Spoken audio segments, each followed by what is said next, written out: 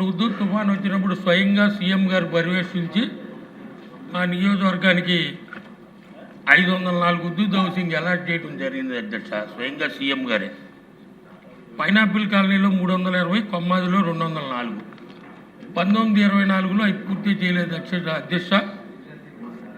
19 ఎన్నికల కోడ్ రావటం వలన ఈ జగన్ ప్రభుత్వంలో నిజమైన లబ్ధిదారుల లిస్టు తారుమారు చేసి అప్పుడున్న ఎంపీ వైఎస్ఆర్ నాయకులు ఆ 3 గ్రామాల వారు కాకుండా వేరే నగరంలో ఉన్న వారందరికీ అవి అమ్ముకుని అన్యాయంగా అలాట్ చేయడం జరిగింది అధ్యక్ష.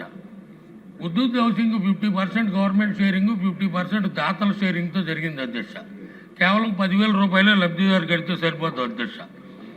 దయచేసి పోయిన సంవత్సరం నేను ఇదే అసెంబ్లీలో ఎల్ఏక్యూలో మాట్లాడుతూ మంత్రి గారు ఎమ్మటే స్పందించి కలెక్టర్ గారి ఆధ్వర్యంలో కమిటీ కూడా వేశారు అధ్యక్ష. సుమారుగా 204 ఇళ్ళు కొమ్మాదిలు ఇంకా పూర్తి స్థాయిలో పూర్తి అవ్వలేదు. ఈ 320 ఇళ్లలో సుమారు 120-130 మంది ఈ 3 గ్రామాలు కాని వారికి హుదూద్ హౌసింగ్లో లబ్ధిదారులు కాని వారికి ఇచ్చారు అధ్యక్ష. దీని క్రైటీరియా ఏంటంటే హుదూద్ హౌసింగ్లో నష్టపోయిన వారికి ప్రభుత్వం బ్యాంకులో డబ్బులు జమ చేసింది నష్టపరిహారం. అసలు హుదూద్లో నష్టపోని వారికి వివిధ ఊళ్ళో ఉన్న వాళ్ళకి అందరికీ వైఎస్ఆర్ నాయకులు అమ్ముకోవడం జరిగింది అధ్యక్ష. అటువంటి వారు 320 ఏళ్లలో సుమారు 120-130 మంది ఉన్నారు అధ్యక్ష. వెంటనే మంత్రి గారు కూడా ఇక్కడే ఉన్నారు. స్పందించి ఆ లబ్ధిదారులు కాని వారిని ఖాళీ చేయించి నిజమైన లబ్ధిదారులకు వెంటనే వాళ్ళకి అలాట్ చేయాలని మీ ద్వారా మంత్రి గారిని కోరుకుంటున్నాను అధ్యక్ష. ధన్యవాదాలు అధ్యక్ష. చాలా సంతోషం. అలా స్పందించగలిగితే 0 ఎవరు నోట్ చేసుకున్న అధ్యక్ష. ఈ ప్రభుత్వం వచ్చిన తర్వాతే ఆ హుదూద్కి ఒక రూపు తీసుకొచ్చాం అధ్యక్ష. తప్పకుండా మా గౌరవ సభ్యులు చెప్పినట్టు మీద చర్యలు తీసుకుంటాం. ధన్యవాదాలు. అమర్నాథ్ రెడ్డి గారు, ఈయన పెద్దగా మాట్లాడరు, ఈరోజు మాట్లాడుతున్నందుకు ధన్యవాదాలు. పెద్దగా మాట్లాడి చాలా రోజుల నుంచి మాట్లాడుతూనే ఉన్నాను అధ్యక్ష. ఈ మధ్య కొంచెం గమ్మునున్నాను అధ్యక్ష. చిత్తూరు జిల్లాలో పడమటి ప్రాంతాలు పూర్తిగా కూడా కరువు ప్రాంతం. కీర్తిశేషులు నందమూరి తారక రామారావు గారు వేసిన బీజం, అదేవిధంగా మన ముఖ్యమంత్రి చంద్రబాబు నాయుడు గారి పట్టుదల ఆలోచనతో ఈరోజు హంద్రీనీవా జలాలు నేరుగా కుప్పం చేరాయి అధ్యక్ష. దాదాపు 6 నెలల నుంచి కూడా నీళ్లు కంటిన్యూగా పారుతూ ఉన్నాయి అధ్యక్ష. నా నియోజకవర్గంలో, పలమనేరు నియోజకవర్గంలో హంద్రీనీవా కాలువ నుంచి కూడా గ్రావిటీ పైన చెరువులకు ఇచ్చేటువంటి సందర్భంలో అక్కడ వెంటలు లేవు అధ్యక్ష. చాలా సందర్భాల్లో మంత్రి గారిని కూడా నేను కోరడం జరిగింది, ప్రభుత్వానికి కూడా చాలా సందర్భాల్లో తెలియజేయడం జరిగింది. నీళ్లు వెళ్తున్నాయి కానీ ఎక్కడంటే అక్కడ రైతులు దాన్ని కట్ చేసి తీసేటువంటి పరిస్థితి కనపడుతూ ఉంది అధ్యక్ష.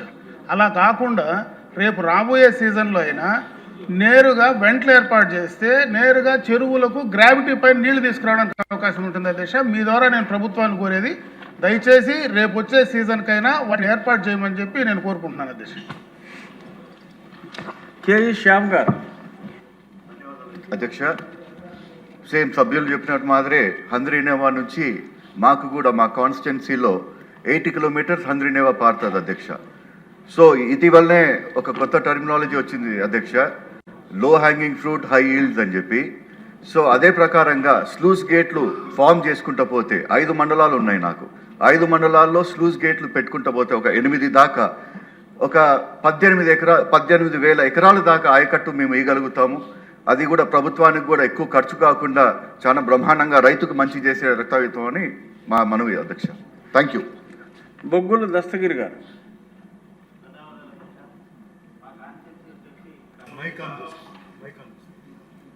ధన్యవాదాలు అధ్యక్ష. మా కాన్స్టిట్యున్సీ కర్నూలు జిల్లాలో ఒక 3 వార్డులు ఉంటాయి అధ్యక్ష. ఎక్కడ చూసినా అంటే వాటర్ ప్రాబ్లం మాత్రం చాలా ఉంటుంది. అలాగే కర్నూలు జిల్లా పాపులేషన్ వచ్చేసి 6 లక్షల జనాభా ఉంటుంది. కానీ అక్కడ సమ్మర్ స్టోరేజ్ ట్యాంక్ ఒకటి ఈయన ఏర్పాటు చేస్తే ఉపశమనం కలుగుతుంది. లేదంటే గోరుకల్లు రిజర్వాయర్ అనే అది ఒకటి ఉంది సార్ అధ్యక్ష. అక్కడి నుంచి ఈయన తీసుకొస్తే ఈయన పైప్ లైన్ ద్వారా పూర్తిగా శాశ్వత మార్గం ఏర్పాటు అవుతుందని తెలియజేస్తున్నాను అధ్యక్ష. కానీ వాటర్ ప్రాబ్లం మాత్రం చాలా ఎక్కువ ఉంది, 2-3 రోజులకి ఒకసారి వస్తుంది. కాబట్టి దయచేసి సంబంధిత మినిస్టర్ గారికి, సీఎం గారికి మీ ద్వారా తెలియజేస్తున్నానని కోరుకుంటున్నాను అధ్యక్ష. ధన్యవాదములు. గోరంట్ల బుచ్చే చౌదరి గారు. అధ్యక్ష, 1986లో నందమూరి తారక రామారావు గారు రాజమహేంద్రం వచ్చినప్పుడు ఒక 190 ఎకరాల భూమిని సేకరించి అక్కడ అనేక సంస్థలకి నాంది పలికారు అధ్యక్ష. దానిలో ప్రధానమైనది పొట్టి శ్రీరాములు తెలుగు విశ్వవిద్యాలయం, అలాగే దళితుల కోసం ఎస్సీ బాయ్స్ రిజిస్ట్రేషన్ పాలిటెక్నిక్ కళాశాల, ఉమెన్స్ డైటీ కేంద్రం, ఒక నిర్మతి కేంద్రం, అలాగే తెలుగు బాల మహిళా ప్రగతి ప్రాంగణం, అలాగే గిరిజన బాలుర పాఠశాల అన్నీ కూడా ఏర్పాటు చేశారు సార్. ఆ మధ్యకాలంలో గత ప్రభుత్వ నిర్వాహకం వల్ల మొత్తం కూడా పాడైపోయి భవనాలన్నీ కూలిపోయే పరిస్థితి వచ్చింది. చాలాసార్లు గౌరవనీయులు లోకేష్ గారికి కూడా విజ్ఞప్తులు చేశాం. ఆ భవనాల నిర్మాణం ఆ మధ్యంతరం ఆగిపోయినాయి. కొన్ని రెసిడెన్షియల్ స్కూల్స్ కానీ అన్నీ, ముఖ్యంగా దళిత బలహీన షెడ్యూల్ ట్రైబ్లకు సంబంధించిన సంస్థలు అవన్నీ కూడా. అలాగే న్యాక్ బిల్డింగ్ ఉంది సార్, న్యాక్ బిల్డింగ్లో కలెక్టరేట్ పెట్టారు. దానివల్ల న్యాక్ పర్పస్ కూడా వెనక్కిపోతూ ఉంది.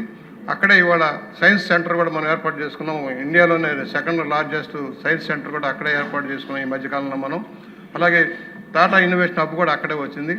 దయచేసి ఆ ప్రాంతం అంతా కూడా అభివృద్ధి చేయాల్సిన అవసరం ఉంది. దాని మీద ప్రత్యేక శ్రద్ధ పెట్టి ఆ సంస్థలన్నింటినీ అభివృద్ధి చేయవలసిన యజ్ఞం చేస్తున్నాం. ముఖ్యంగా పొట్టి శ్రీరామ తెలుగు గ్రాంట్లు ఇవ్వాలి సార్.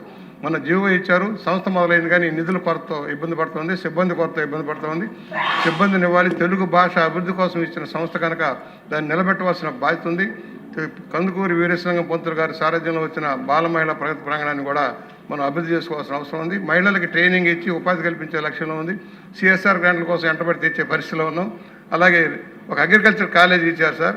తాంబూలాలు ఇచ్చిన తనుసామన్నారు, కానీ భవనాలు ఇవ్వలేదు, ఏం లేదు కదా ప్రభుత్వం. ఈ మధ్యకాలంలో భవనాలు మనం కంప్లీట్ చేసుకున్నాం. కనీస రహదారులు కానీ లేక కాంపౌండ్ కానీ లేదు. మహిళలు ఎక్కువగా మహిళలు ఉన్నారు సార్. ఈ అగ్రికల్చర్ కాలేజీలో 60% మహిళలు వస్తున్నారు సార్. వాళ్ళకి సరైన సౌకర్యాలు లేవు, భద్రత లేకుండా పోయింది. దయచేసి దానికి మన అచ్చెన్నాయుడు గారిని కూడా రిక్వెస్ట్ చేసాం. దాన్ని కూడా నిధులిచ్చి ఈ విద్యా వ్యవస్థని సక్రమంగా నడిపించవలసిందిగా విజ్ఞప్తి చేస్తున్నాం సార్. గుమ్మనూరు జయరామ్ గారు.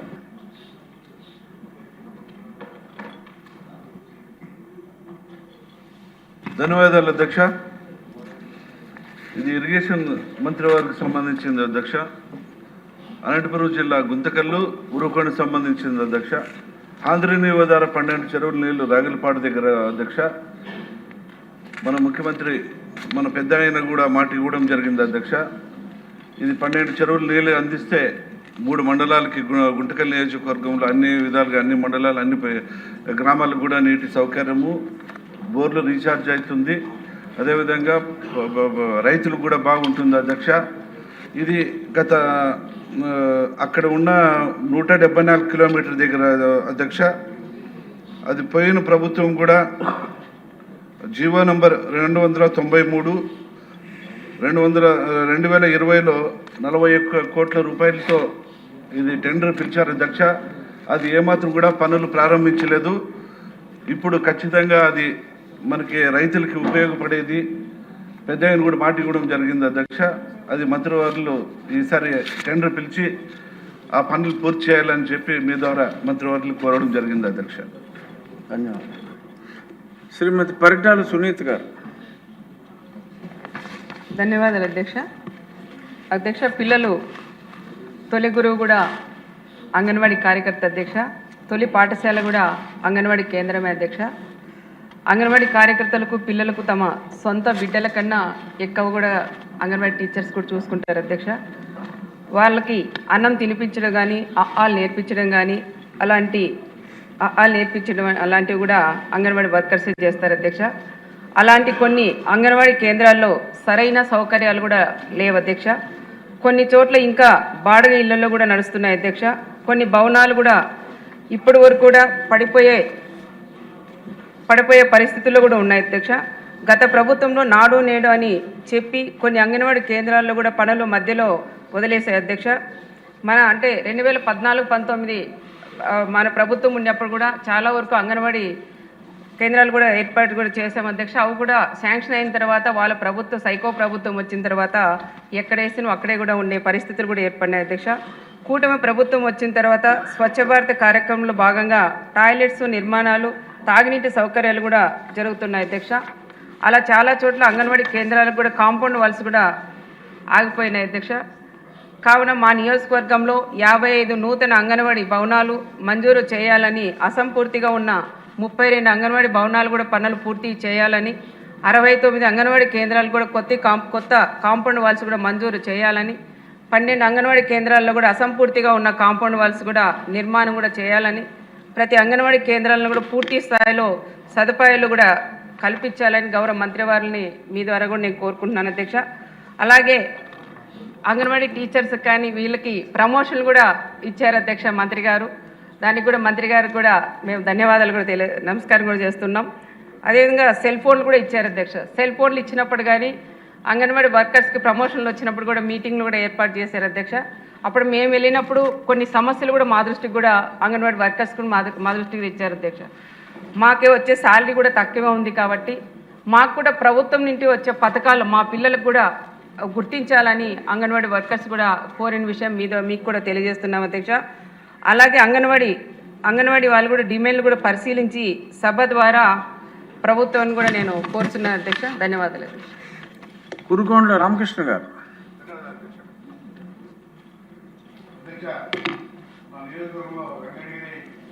పరిధిలోని రైతాంగం ఎదుర్కొంటున్న సమస్యల అధ్యక్ష, సాగునీటి సమస్యలకు ప్రభుత్వం దృష్టి తీసుకొస్తున్నాను అధ్యక్ష. రాపూర్ బ్యాలెన్సింగ్ రిజర్వాయర్ నిర్మాణం చేస్తే గతంలో 2007లో చేపట్టిన సోమశిల సోనమికి లింకాల ప్యాకేజ్ అధ్యక్ష 15, 16 అటవీ అనుమతుల సాగుతో నిలిపేశారు అధ్యక్ష. దీనివల్ల సుమారు 35,000 ఎకరాలు బంజరు భూములుగా మారుతున్నాయి అధ్యక్ష. దీనికి ప్రత్యామ్నాయంగా రాపూర్కి లిఫ్ట్ స్కీమ్ ద్వారా చెరువును బ్యాలెన్సింగ్ రిజర్వాయర్ మారిస్తే ప్రతిపాదన కూడా సిద్ధంగా ఉన్నాయి అధ్యక్ష. 22, 23లో 574 కోట్లతో అంచనాలు ప్రస్తుతం వేశారు అధ్యక్ష. ఇప్పుడు 25, 26 ఎస్ఎస్ఆర్ ధరల ప్రకారం సవరించి వెంటనే బడ్జెట్ అనుమతులు మంజూరు చేయాలని మీ ద్వారా ప్రభుత్వాన్ని కోరుతున్నారు అధ్యక్ష. దీనికి సుమారు 18,000 ఎకరాలు కొత్తగా సాగునీరుకి వస్తుంది అధ్యక్ష. అదేవిధంగా మరి తాగునీరు కూడా 1,00,000 మందికి అందించదు అధ్యక్ష. అలాగే తెలుగు కాలువ ద్వారా డక్కిలి, మోపూరు మరియు వాటి అనుబంధ చెరువులు సుమారు 15 చెరువులు ఉన్నాయి అధ్యక్ష. అయితే అవన్నీ కూడా నింపేందుకు ఇంజనీరింగ్ అధికారులు ఇప్పటికి ప్రతిపాదనలు ప్రభుత్వాన్ని పంపారు అధ్యక్ష. కేవలం 0.21 టీఎంసీ నీటితో కేటాయింపుతో సుమారు 4,105 ఎకరాలు ఆయకట్టు వస్తుంది అధ్యక్ష సాగులోకి. అదేవిధంగా ఎస్ఎస్జి కాలువలో నీటి లభ్యత ఉన్నందున వెంటనే తూముల నిర్మాణానికి అనుమతులు ఇవ్వాలని తమ ద్వారా కోరుతున్నారు అధ్యక్ష. అదేవిధంగా బాలాయపల్లి మండలంలోనే మావురమ్మ చెరువు, చిలంనూరు చెరువు, సంగవరం చెరువు, మల్లెమాల చెరువు, కోనంగుంట చెరువు, గొట్లగుంట చెరువులో సహా 8 చెరువుల కింద సుమారు 2,500 ఎకరాలు ఆయకట్టు ఉంది అధ్యక్ష. తెలుగు కాలువ వ్యవస్థలోని సత్యసాయి గంగా 5వ బ్రాంచ్ కాలువ పక్కనే ప్రవహిస్తున్నప్పటికీ ఈ చెరువులు ఎత్తులో ఉండడం వల్ల గ్రావిటీ ద్వారా నీరు అందడం లేదు అధ్యక్ష. కేవలం వర్షాధారం మీద ఆధారపడి ఆ ప్రాంతంలో నీరు చాలక పంటలు ఎండిపోతున్నాయి అధ్యక్ష. కావున ఊట్లపల్లి గ్రామ సమీపంలో 5వ బ్రాంచ్ కాలువ నుండి లిఫ్ట్ ఇరిగేషన్ ఏర్పాటు చేస్తే ఆ చెరువులు నింపాలని దాని ద్వారా కోరుతున్నాను అధ్యక్ష. వర్షాభావ పరిస్థితుల్లో అల్లాడుతున్న వెంకటిని రైతాంగాన్ని ఆదుకోవాలని ఈ ప్రాజెక్టు యుద్ధ ప్రాతిపదికగా చేయాలని సంబంధిత శాఖ మంత్రులని తమ ద్వారా కోరుతున్నారు అధ్యక్ష. బాగా వెనకబడ్డ ప్రాంతం అధ్యక్ష మాది. తెనాలి శ్రావణ్ కుమార్ గారు. Thank you speaker sir. తమ ద్వారా హోంశాఖకి, డీజీపీ గారికి ఈ విన్నపాన్ని తెలియజేస్తున్నాను అధ్యక్ష. మా నియోజకవర్గంలో 4 పోలీస్ స్టేషన్లు ఉన్నాయి అధ్యక్ష. అందులో పెరంగపురం శాంక్షన్ స్ట్రెంగ్త్ 26 అయితే 18 మంది పనిచేస్తున్నారు. తాడికొండ 30 అయితే 16 మంది పనిచేస్తున్నారు. మేడికొండ 28 అయితే 11 మంది పనిచేస్తున్నారు. తుళ్ళూరు 120 మందికి 38 పనిచేస్తున్నారు. ట్రాఫిక్ 120 మందికి 40 మంది పనిచేస్తున్నారు అధ్యక్ష. దీనివల్ల ఏమవుతుందంటే ఇటీవల నియోజకవర్గంలో ప్రతి స్టేషన్ పరిధిలోనూ దొంగతనాలు చాలా ఎక్కువగా జరుగుతున్నాయి. మనం ఫోన్ చేసామంటే వాళ్ళు ఏదో పనిలో ఉంటున్నారు తప్ప నిఘా విభాగం సక్రమంగా పనిచేయట్లేదు. దీనివల్ల నియోజకవర్గంలోని ప్రజలు ఇబ్బంది పడుతున్నారు. అదేవిధంగా ఏ పని చేద్దామన్నా కూడా స్టేషన్లో అందుబాటులో ఉండట్లేదు. శాంక్షన్ స్ట్రెంగ్త్ ప్రకారం సిఐలు ఎస్ఐలు మాత్రమే పనిచేస్తున్నారు, వాళ్ళకి సపోర్టింగ్ స్టాఫ్ లేరు అధ్యక్ష. ఎందుకు దానికి కారణం ఏంటంటే డెవలప్మెంట్ వల్ల ప్రోగ్రామ్స్ ఎక్కువ అవటం, ఆ ప్రోగ్రామ్స్కి వీళ్ళందరినీ రిపీట్ చేయడంతో చాలా ప్రాబ్లమ్స్ వస్తున్నాయి. ఒక ట్రాఫిక్కి మాత్రమే కొద్దిమందిని అక్కడి నుంచి ఇక్కడి నుంచి అటాచ్మెంట్ ఇస్తున్నారు. ఈ విషయం మీద 2 సార్లు నేను డీజీపీ గారిని కలిశాను ప్రత్యేకంగా. ఈ స్టేషన్స్ని అప్గ్రేడ్ చేస్తాము అని చెబుతున్నారు, కానీ అసలు ఉన్న స్టేషన్లో ఉన్న సిబ్బంది 50% కూడా లేరు అధ్యక్ష. 120 మందికి 40 మంది 38 మంది పనిచేస్తూ ఉంటే శాంక్షన్ స్ట్రెంగ్త్ రాజధాని అయిన తర్వాత స్ట్రెంగ్త్ పెంచారు కానీ మనుషుల్ని ఇవ్వట్లేదు. దానివల్ల ఏమవుతుంది, చాలా ఇబ్బందులు. బైక్ దొంగతనాలు జరుగుతున్నాయి, బంగారం దొంగతనాలు జరుగుతున్నాయి, ఇల్లు ఖాళీగా ఉంటే దొంగతనాలు జరుగుతున్నాయి. మనం ఫోన్ చేస్తే కూడా వాళ్ళు మేము ఆ ప్రోగ్రాంలో ఉన్నాం ఈ ప్రోగ్రాంలో ఉన్నాం అంటున్నారు. దయచేసి నా నియోజకవర్గ పరిస్థితిని అర్థం చేసుకొని డీజీపీ గారు కానీ హోమ్ మినిస్టర్ గారు కానీ ఎటువంటి పరిస్థితుల్లో కనీసం స్ట్రెంగ్త్లో 70% కానీ 100% ఇస్తే సంతోషం అధ్యక్ష. నాకు దొంగతనాలు ఇతర కార్యక్రమాల్లో పోలీసులు వాళ్ళ పనిని ఈ పని కాకుండా వేరే పనులు చేస్తున్నారు, అది అర్థం చేసుకోవాలని కోరుతున్నాను. అది మీ మనసులో మాట, చాలామంది మనసులో మాట, ఏమన్నా స్పందిస్తారా? బూడే ప్రసాద్ గారు.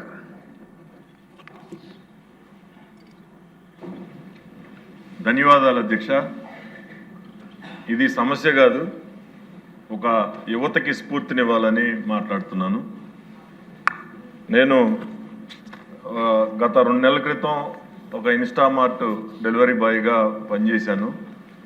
ఆ ఖాళీగా ఉన్న సమయంలో వాళ్ళతో బాగా ఇంటరాక్ట్ అవటం జరిగింది. ఇది యువతకి ఎందుకు స్ఫూర్తి అంటా ఉన్నానంటే, నేను విదేశాలు వెళ్ళినప్పుడు యుఎస్ కానీ లేకపోతే ఆస్ట్రేలియా, న్యూజిలాండ్లో చాలా రోజులు ఉన్నప్పుడు అక్కడ యువత, ముఖ్యంగా బాగా స్థిరపడిన యువత కూడా ఈ ఓలా, ఊబర్ ఇవన్నీ కూడా అమెజాన్ లేకపోతే డెలివరీ బాయ్స్గా పనిచేస్తూ ఉన్నారు. చాలా డబ్బులు, ఈవెన్ మన ఐటీ స్టూడెంట్స్తో పాటు సమానంగా కూడా వాళ్ళు సంపాదిస్తూ ఉన్నారు. ఇక్కడ మన యువత ముఖ్యంగా ఒక చిన్న పనిగా ఫీల్ అయ్యి నామోషిగా ఫీల్ అవుతూ ఉన్నారు. వాళ్ళకి స్ఫూర్తినివ్వాలనే ఉద్దేశంతో ఆ రోజు నేను పనిచేయడం జరిగింది. అయితే దీంట్లో దాదాపుగా ఎంత ఆదాయం వస్తుంది అనేది కూడా యువతకు తెలవాలి. దాంట్లో చిన్న చిన్న లోటుపాట్లు, ఇబ్బందులు కూడా ఆ డెలివరీ బాయ్స్ గురించి నేను మాట్లాడాల్సిన అవసరం కూడా ఉంది.